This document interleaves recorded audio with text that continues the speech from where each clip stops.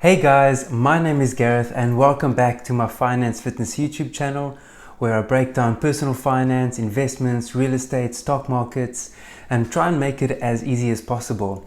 So if any of those topics interest you, make sure you subscribe to the channel. One of the terms you hear a lot in the investment world is compound interest or the compounding effect. So in today's video, I want to look at what the big deal is and if it really makes a difference.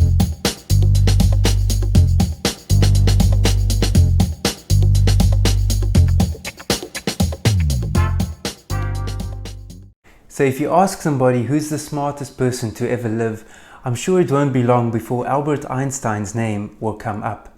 And according to Albert Einstein, compound interest is the eighth wonder of the world, and he who understands it earns it, and he who doesn't pays it. And so if one of the smartest people in history thinks compound interest is a big deal, then we better pay attention and see how we can understand it. After all, this is the secret sauce of investing. One of the reasons compound interest is so powerful is because it helps you grow your investments. Not only that, but it also helps protect you against the effects of inflation as prices of goods and services go up every year. What does this mean? Well, let's say you have $1,000. That $1,000 will be worth less in the future than it is today.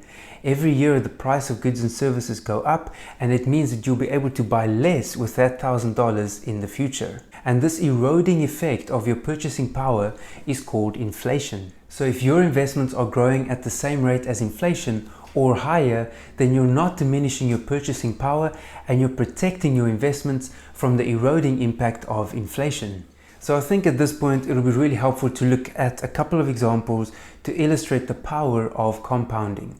Let's say you have $10,000 and you invest that in something that's going to generate 8% a year. So that will mean after the first year you return $800.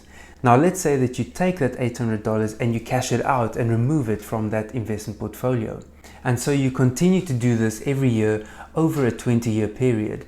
Earning $800 on your $10,000 invested every year will mean that over a 20-year period you've earned $16,000. But what if you didn't take out your investment returns every year and instead opted to reinvest it back into that same investment? Here you take your $10,000 and after 1 year it grows to $10,800. In year 2 you take that full $10,800 and reinvest it again at 8%. This now grows to $11,664. So your total return in year 2 is actually $864 as opposed to $800. And this is because you've reinvested your profits from the previous year. In year 3, you again invest the full amount of $11,664. This grows at 8% to $12,597. In this case, you've grown by $933 in 1 year. And here you can see that every year that passes, your dollar amount of investment return is greater and greater because you're earning interest on your interest that you've reinvested. And so fast forward to 20 years, your initial $10,000 investment has now grown to $46,610. And that's a total investment return of $36,610. And this example can really show how the power of compounding can be leveraged and mean the difference between a $16,000 return or a $36,610 return over exactly the same period. Here is another example to illustrate the power of compounding.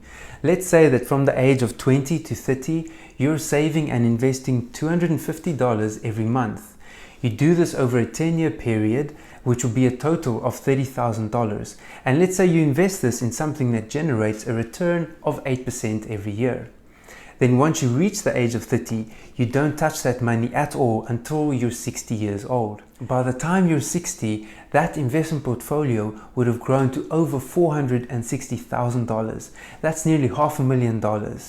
Now let's compare that to a scenario where somebody starts investing a little bit later in life. Let's say they start saving from the age of 35, and for a 15-year period up to the age of 50, they save $250 every month. That means they invest a total of $45,000 over that 15-year period, and let's assume it will generate 8% a year. Now from the age of 50 to 60, let's assume that they do nothing and they don't touch the money. By the time they turn 60, that investment portfolio would have grown to a total of $263,000. And so even though they invested 50% more money for 5 years longer, their investment portfolio is over $200,000 less than the person that started earlier on. And that, my friends, is the magic of compound interest. It's never too early to start investing. If you're young, one of the biggest assets you have is time, so start investing as soon as possible. And if you're older, as the Chinese proverb goes, the best time to plant a tree is 20 years ago. The second best time is right now. So you could also start investing straight away. You may need to save and invest slightly more, but the compounding effect can still count in your benefit. So what are your thoughts on compound interest? Is this something that you've considered in the past, or maybe you've enjoyed some of the benefits already? Let me know in the comment section. Remember, the more you're able to save and invest over a longer period of time, and the higher investment returns you're able to generate, the faster you'll be able to achieve your financial goals. Let's say you're able to save $200 every month from the age of 25 to 60, and you invest this in something that generates a 6% return every year. By the time you reach 60, that portfolio would be worth just over $286,000. But compare that to a scenario where you invest $250 a month for the same period from the age of 25 to 60, but you're able to return 12% every year.